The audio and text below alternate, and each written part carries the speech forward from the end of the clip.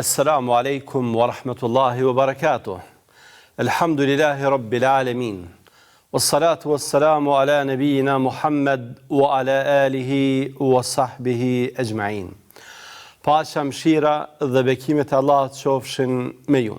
Si çdo herë, falënderimet tona janë për Allahun fuqiplot, ndërsa përshëndetjet janë për zotërinë e njerëzimit, për vulljen e profetëve dhe më të mirën e tyre, Muhamedin, familjen, shokët dhe gjithë ata që e ndjekin rrugën e tij deri në amshim.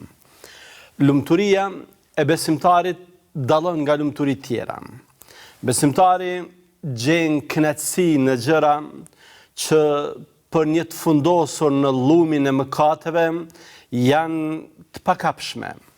Mëkatarët kënaqësinë dhe lumturinë e shohin në përmbushjen e epsheve, ndërsa besimtari kënaqësinë e vërtet e sheh në përmbushjen shpirtërore. Dhe jo mëkat. Allahu te bareke ve taala ka thënë: "Ela bi dhikrillahi tatma'innul qulub", venere, zamrat qetësohen, pushojnë, gjejnë prehjen vetëm me përmendjen e Allahut te bareke ve taala.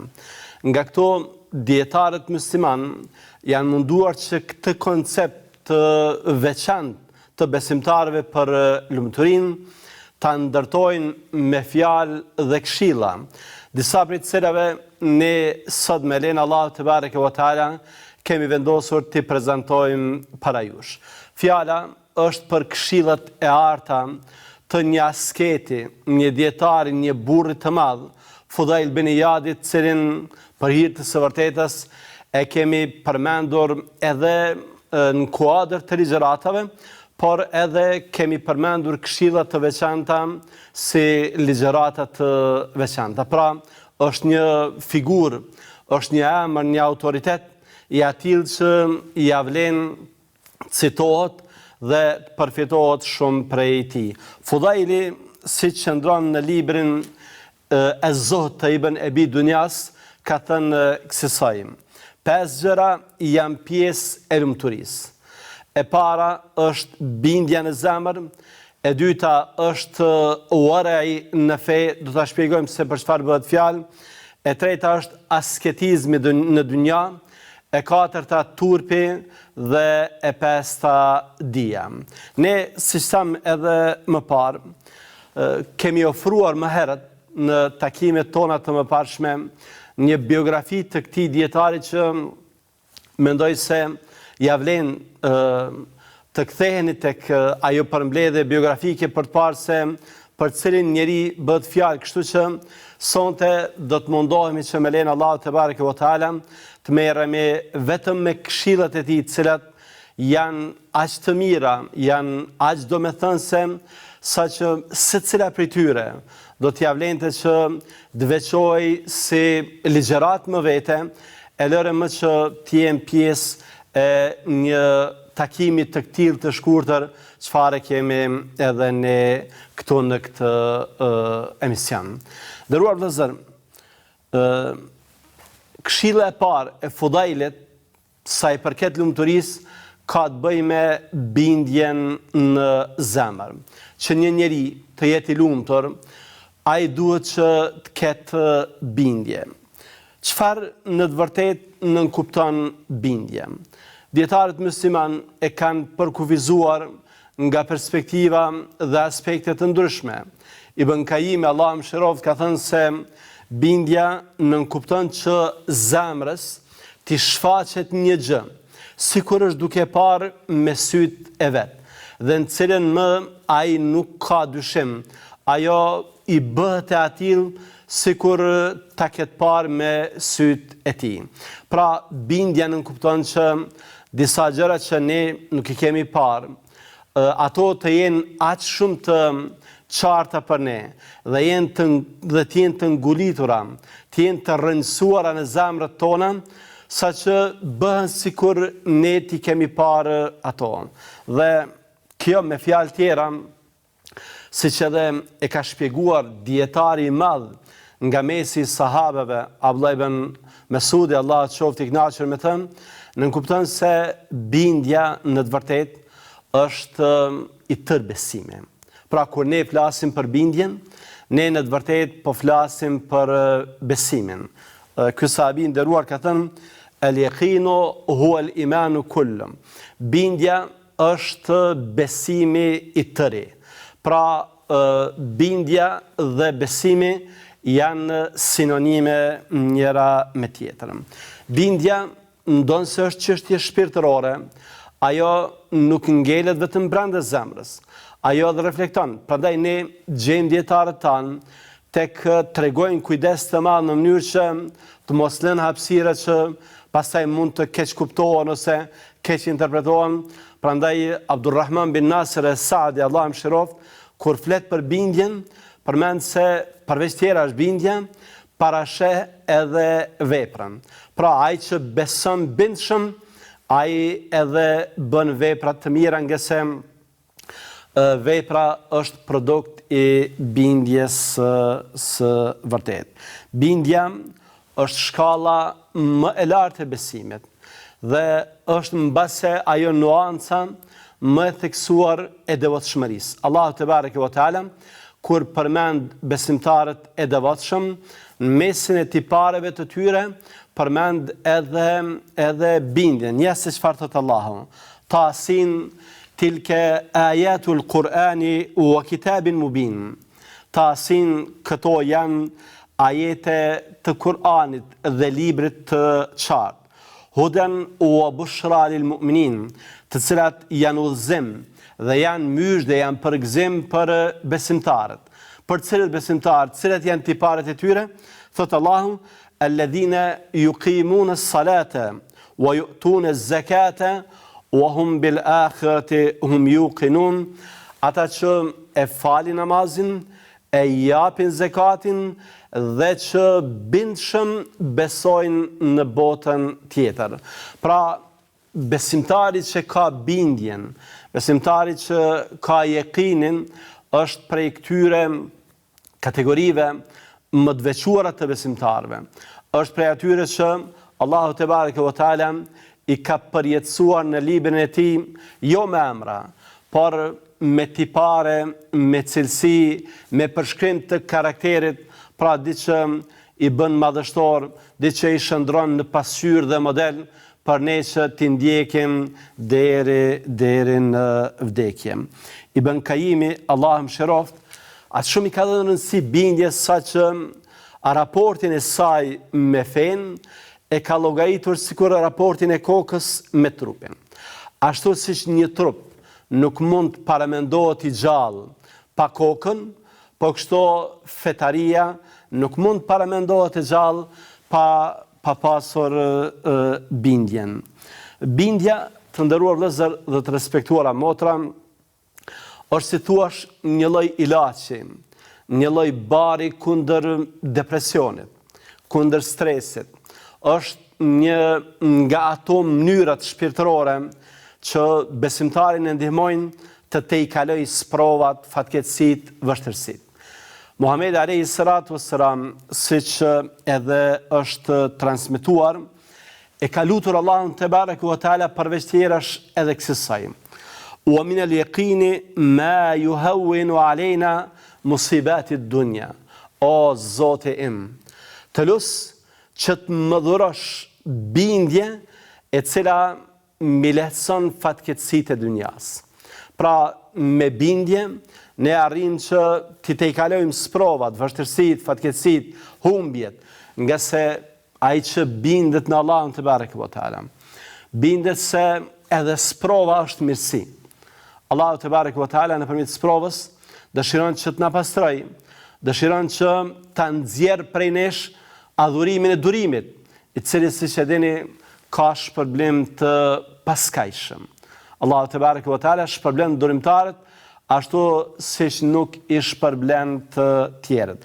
Prandaj nëpërmjet bindjes ne arrim që t'i tejkalojmë fatkeqësitë.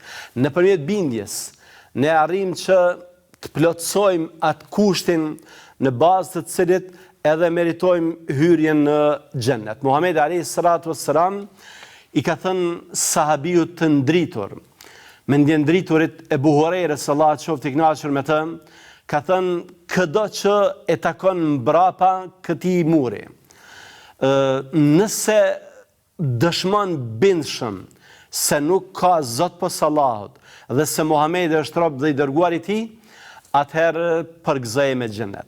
Pra, çdo që dëshmon bindshëm, që dëshmon pa dyshimin më të vogël se Allahu është një dhe nuk ka zot tjetër, se Muhamedi është robi dhe i dërguar i tij, atëherë merri myshde xhenetin. Pra, nëpërmjet bindjes ne arrim që ta sigurojmë, ta plotësojmë kushtin i cili më pas ne garanton hyrjen në xhenet me mirësinë e Allahut te bareke ve teala.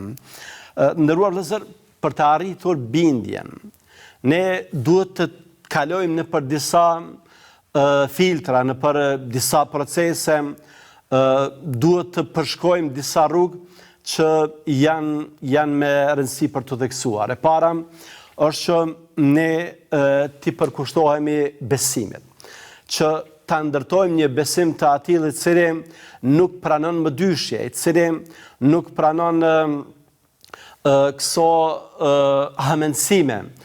Parandoni Muhamedi alayhi salatu wassalam i ka thënë sahabiut të dashur Abdullah ibn Abbasit, Allah qoftë i kënaqur me të dy, sikur të gjithë njerëzit të ishin tubuar bashk për të ta bërë një të mirë që Allahu nuk e ka shkruar, nuk do t'ja dilnin dot. Dhe sikur të gjithë të ishin bërë bashk që të dëmtojnë me diçka që Allahu nuk e ka shkruar, nuk ja dalin. Pra, të kesh bindje se jashtë asaj që Allahu ka caktuar për ty nuk mund të dalësh, qoftë për të mirë, qoftë për të keq. Prandaj një bindje e tillë besimtarin e afron më afër Allahut te bareke ve teala, besimtarin e bën që ta kuptojë më mirë besimin dhe të ketë një personalitet më të fuqishëm. Rruga e dytë ose mënyra e dytë është duke e lexuar Kur'anin dhe duke e medituar. Atë ka thënë Allahu, hadha basairu linnas wa hudan wa rahme liqaumin yuqinun. Këto janë fakte, janë argumente, janë prova, janë dëshmi për njerëzit, janë udhëzim dhe mëshirë për ata që janë të bindur. Pra, nëpërmjet bindjes, ne duke lexuar Kur'anin famadh, ne arrim tek kjo grada më e lartë e besimit. Pra, sa më shumë të lexojmë Kur'anin, sa më shumë të thellohemi në kuptimet e tij, aq më të bindur do t'jemi dhe aq më pranë Zotit ton do t'jemi. Dhe e treta është që ne të meditojmë në krijimtarinë e Allahut te bareke ve teala. Pra, duke u ndalë, duke shikuar qiellin, duke shikuar këtë organizim kaq të sakt, kaq të mirëfillt, ne arrim në përfundim se patjetër se duhet të ketë një Zot, i cili është një dhe i vetëm, i cili e ka krijuar në mënyrë kaq të përsosur këtë gjithësi, këtë kozmos, prandaj edhe bindemi më shumë në Allahun te bareke ve teala. Pra, nëpërmjet meditimit në krijimtarinë e Allahut, ne e forcojmë besimin dhe bindjen. Kalojmë tek çështja tjetër që sipas Fudailit, Allah mëshiroft, na garanton lumturinë. Fjala është për wara në fe. Wara është se thua një lloj koncepti i avancuar i devotshmërisë. Devotshmëria e cila nënkupton, do thosha në nivelin minimal, që të kryesh atë që Zoti ka urdhëruar dhe të largohesh nga ajo që Zoti ka ndaluar, në atë kufirin maksimal, nënkupton që ndonjëherë nga frika se mund të biesh në harame, në ndalesa, të largohesh edhe nga gjërat e lejuara, në mënyrë që të jesh i bindur se nuk e ke bërë të ndaluarën. Pra, është një verzion, një koncept më i avancuar i devotshmërisë, cili parashet dhe braktisjen e gjërave që mund të jenë të lejuara, por që në një ose formë tjetër mund të çojnë në haram, ose të paktën munden që personalitetit tënd prej një besimtarit të devotshëm t'i japin një hije paksa të rëndë që nuk përkon me ty. Prandaj ne gjejmë këshilla të shumta të Muhamedit alayhi salatu wassalam tek na bën thirrje që këtyre gjërave të paqarta, të dyshimta, ne t'i largohemi. Ka thënë halali është i qartë, po kështu edhe harami. Ndërsa ndërmjet tyre ka gjëra që janë paksa të paqarta, të koklavitura, dhe të cilat shumica njerëzve nuk i kuptojnë. Prandaj kush largohet prej gjërave të dyshimta, ai e ka ruajtur fenë dhe nderin e tij. Pra, nëpërmjet largimit nga gjërat e dyshimta, ne ruajmë fenë, po ruajmë edhe nderin ton. Mbase duke pas parasysh këto këshilla kaq të arta, shokët e Muhamedit alayhi salatu wassalam kanë ofruar shembuj të jashtëzakonshëm të manifestimit të këtij koncepti të devotshmërisë. Përmendet nga sahabiu nderuar Abdullah ibn Omeri, Allah qoftë i kënaqur me të dy, i cili ka thënë se unë ndërmjet vetës dhe haramit kam vënë një perde të hekurt prej halali. Pra ka dhe disa gjëra që janë halal, por që unë i kam braktisur nga frika që të mos arri tek haram. Madje përmendet se dikush nga sahabët, dhe do doja vetëm sa për që të përfitohet nga kjo fjalë, edhe atëherë kur ne nuk i citojmë sahabët me emër, dhe për hir të së vërtetës, nuk janë përmendur me emër kjo që unë po e citoj, nuk ka dyshim në shokët e dërguarit Allahut te bareke ve teala, nga se që gjithë janë të drejtë dhe cilin do që ne e citojmë, ata janë të drejtë. Dikush prej tyre ka thënë kësaj: shokët e Muhamedit alayhi salatu wassalam kanë lënë plot 70 kapituj të halalit pa i praktikuar nga frika se mos po binë në një haram. Pra disa gjëra që kanë qenë të lejuara për t'i bërë dhe për cilat nuk do të ishin qërtuar, ata i kanë lënë dhe nuk i kanë bërë vetëm që të mos arrin deri tek gjërat e urryera ose Allahu na ruaj tek gjërat e ndaluara. Pra kanë ofruar një shembull të atill që vërtet ja vlen të merret për model, ja vlen të përvetësohet në mënyrë që ne ta ruajmë fen ton. Dhe mbase ajo shprehja fetare e cila përdoret për të devotshmit el muttaqun, siç ka përmendur Sufjan Thauriu, përmban një prej këtyre kuptimeve. Sufjani ka thënë janë quajtur muttaqun, ata që friksohen, nga se janë friksuar gjërave që në fakt nuk janë për t'u friksuar. Pra janë gjërat lejuara, por se këta janë friksuar për tyre, janë larguar për tyre, nga se kanë dashur që të mos jenë afër një gjëje të urryer në asnjë formë dhe mënyrë. Ne me lejen e Allahut te bareke ve teala do të vazhdojmë me shpjegimin edhe të gjërave tjera që kanë të bëjnë me lumturinë, që ndërtojnë konceptin ton për lumturinë, por më parë po bëjmë një pushim të shkurtër. Qëndroni me ne.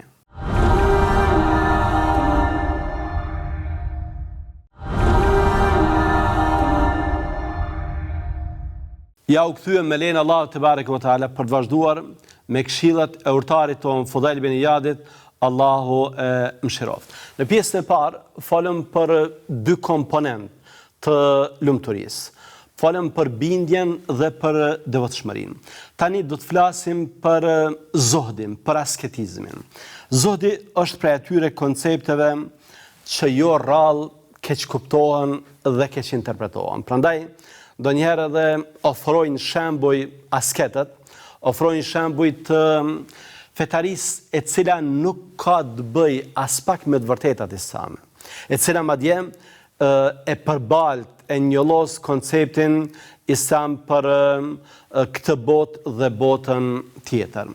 Zohdi jo detyrimisht nënkupton që ti të braktisësh dynjan.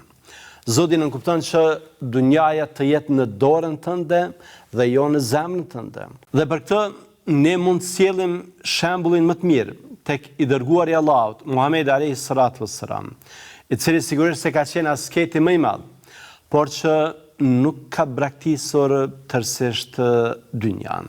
Prandaj dietarët musliman janë munduar që na ofrojnë koncepte më të thukta, më të qarta, më të shkoqitura të asketizmit, në mënyrë që ne të mos rrëshqasim në këtë humnerën e atyre sofistëve ose asketëve që vërtet i kanë bërë dëm fetarisë, ndoshta më shumë se që mund t'i bëjnë disa mëkatar e gjunahçar.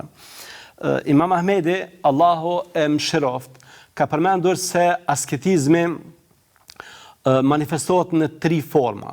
Dhe të 3 format flasim për 3 kategori të besimtarve ose njerëzve. Para është braktisja e haramit, largimi nga haramet, i cili sipas Imam Ahmedit nënkupton zohdin ose asketizmin e masave të gjera. Pra janë njerëzit e thjesht, njerëzit e rëndom, ata që braktisin haramet, nuk janë të dhënë pas tyre. Lloji i dytë i zohdit ose i asketizmit është braktisja e halalit të tepërt, që është zohdi i elitave. Dhe lloji i tretë, lloji më i lartë i zohdit ose asketizmit është kur braktiset çdo gjë në mënyrë që ti përkushtohemi vetëm Allahut te bareke ve teala. Pra kur në zemrën tonë, përveç Allahut te bareke ve teala, asgjë dhe askush nuk ka vend. Prandaj duke marrë parasysh këto të vërteta të ehlus sunnetit, do thosha më mirë, për asketizmin ne arrim që t'i balancojmë gjërat. Ne arrim që ta kemi të qartë se çfarë nënkupton përvetësosh gjëra materiale dhe çfarë nuk nënkupton. Allah mëshiroft Hasan Basriun, i cili ka thënë kësaj: Zoti në këtë dynja nuk manifestohet duke bërë haram një gjë që Allahu ta ka lejuar. Zoti nuk manifestohet që ti t'ja ndalosh vetes të mirat që Allahu te bareke ve teala ti ka lejuar. Zoti manifestohet kur ti ke besim më shumë në atë që Allahu e posëdon se sa atë që ti e posëdon në dorën tënde. Pra, Zoti nënkupton që ti jesh i lidhur me Allahun te bareke ve teala, të kesh një mbështetje të atill që ti besosh më shumë atij se sa asaj që ti e ke në dorën tënde. Sufjan Thauriu, një dietar tjetër i brezave të parë, ka thënë se Zoti nuk manifestohet duke ngrënë ushqim të pakëndshëm dhe duke veshur rroba të trasha, prej leshe ose zhguni. Zoti manifestohet duke e shkurtuar shpresën. Pra, dynjaja për ty është mjet, nuk është qëllim. Prandaj nuk e mendon veten se je i pavdekshëm në këtë dynja. Nuk e mendon veten se do të rrosh përgjithmonë në dynja. Përkundrazi, lidhja jote është me botën tjetër, është me ahiretin, prandaj dhe shpresat tua për këtë botë, për qëndrimin tënd të gjatë në këtë botë, janë fare të vogla. Çdo ditë je i përgatitur që ta takosh Allahun te bareke ve teala. Është interesante se njëri nga brezat e parë, haditholog i shquar, dietar i madh Sufjan ibn Uyeyne, zohdin asketizmin e ka përkufizuar në një formë tejet interesante. Ka thënë se zohdi nënkupton që nëse Allahu ka begatuar me një të mirë, të falenderosh. Dhe nëse Allahu ka sprovuar me një sprovë, të bësh durim. Pra, zohdi është diçka ndërmjet falenderimit dhe durimit. Pra, diçka që në të dyja rastet nënkupton se je në rrugën e qelluar, në rrugën e drejtë, në rrugën çfarë Allahu te bareke wa ta'ala kërkon prej nesh. Prandaj ne duke qenë zahid, duke qenë asket, ne manifestojmë një lloj fetarie e cila prodhon efekte shpirtërore të jashtëzakonshme. Ne nuk shikojmë në pasurinë që kanë të tjerët. Nuk merremi me atë që posedojnë të tjerët. Ne jemi të kënaqur me atë që Allahu te bareke ve teala na ka dhënë, prandaj edhe jemi komod, edhe ndihemi mirë me atë që e kemi. Kjo po kështu na bën që ne të mos jemi të dhunshëm, nga se ndonjëherë lakmia për dynjan, dëshira për të përvetësuar të mirat të dynjas, njerëzit i bën që t'u marrin në mënyrë të padrejtë gjëra të tjerëve. Pra t'ju bëjnë zullum, t'ju bëjnë padrejtësi, t'u avidhin, t'u grabisin, ose t'u përvetësojnë në mënyra të paligjshme pronat dhe pasurit. Duke qenë zahid, ne ruhemi nga poshtërsia e lypjes. Ne fitojmë madje ruhemi nga poshtërsia e lypjes, por ne fitojmë në këmbim të Zotit, fitojmë dashurinë dhe respektin e njerëzve. Muhamedi alayhi salatu wassalam ka thënë, mos lakmo në dynja, të don Allahu te bareke ve teala. Mos lakmo dhe heq dorë nga ajo që posedojnë njerëzit, të duan njerëzit. Në qoftë se ti ke heq dorë nga ajo që posedojnë njerëzit, atëherë do ta fitosh dashurinë e tyre, nga se njerëzit janë pak sa të lidhur për paras dhe e kanë të vështirë që të largohen prej saj. Çështja tjetër e cila na garanton lumturi sipas Fudailit është edhe turpi.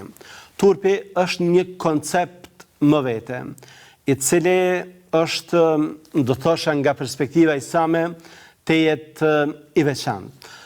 Dietari i madh Ibn Hajeri, Allah mëshiroft, e ka dhënë një përkufizim, cilin do doja të keni parasysh, nga se turpin nga ditë që manifestohet në fytyrë, e sjell në diç edukative, e cila manifestohet në vepra. Ka thënë kësaj, turpi është një virtyt që e shtyn njeriu të shmang çdo gjë të shëmtuar dhe e pengon të neglizhoj atë që kërkohet prej tij. Pra turpi ka dy funksione. E para, njeriu besimtarit ja mundson që të largohet prej atyre gjërave që do ta skuqin para të tjerëve. Pra nuk flet fjalë të pesta, nga se kësaj mund që turprohet para të tjerëve. Por turpi duke qenë si besimtari vërtet, e shtyn që obligimet që i ka karshi të tjerëve t'i kryej. Veç mas karshi Allahu te bareke ve teala, në mënyrë që të mos thuhet se nuk e ka kryer detyrën, nuk e ka bërë punën ashtu siç duhet. Pra turpi është, si thuash, një instrument edukativ i cili besimtarin e shtyn që të bëj veprat dhe jo vetëm, pra t'i bëj ato në mënyrën më të mirë të mundshme. Prandaj turpi është përshkruar si petku më i mirë që mund të vesh dikush. Allah te bareke ve teala në Kur'an famadh, kur flet për rrobat dhe funksionin e tyre që të mbulojnë të metat, ose që të mbulojnë, them më mirë, vendet e turpshme, ka thënë wa libasu taqwa dhalika khair. Por rroba më e mirë është rroba e devotshmërisë, rroba e virtyteve, rroba e turpit. Pra nëse ne kemi turp, atëherë ne kemi rrobën më të mirë. Kemi petkun i cili na stolis dhe i cili na dekoron në mënyrën më të mirë të mundshme. Jo më këtë Muhamedi alayhi salatu wassalam turpin e ka parë si diçka që sjell vetëm të mira. Ka thënë el haya'u la ya'ti illa bi khair, turpi i vërtet nuk sjell tjetër vetëm se të mirën. Pra të kesh këtë turp me këtë përmbajtje, me këtë botkuptim fetar, nënkupton që ke përvetësuar diçka me lejen Allah te bareke ve teala do të sjell vetëm të mira. Turpi nuk kupton edhe dashurinë e Allahut te bareke ve teala. Sikur që mungesa e tij nuk kupton se besimtari njeriu rrezikon që ta humb dashurinë e Allahut te bareke ve teala. Selman Farisiu, Allah qoftë i kënaqur me të, një shok i Muhamedit alayhis salatu wassalam ka thënë, kur Allahu te bareke ve teala nuk ja do robit të mirën, atëherë e largon turpin prej tij. Sa herë që ne shohim një njeri të paturpshëm, shohim dikë që nuk i ka punë të mirë me Allahun te bareke ve teala. Tavusi, një dietar, po kështu nga brezat e parë, ka thënë se besimi është si thua një trup i zhveshur. Robe e tij është devotshmëria, zbukurimi, storisja e tij është turpi, ndërsa pasuria e tij është kuptimi i fesë. Pra, nëpërmjet turpit ne arrim që besimit ton t'i japim një imazh, një pamje të atill që e bën joshës dhe tërheqës për të tjerët. Dhe çështja e fundit që ka përmendur Fudaili, Allahu e mëshiroft, është dija si një prej atyre komponenteve ose prej atyre elementeve që sjell lumturinë e besimtarit.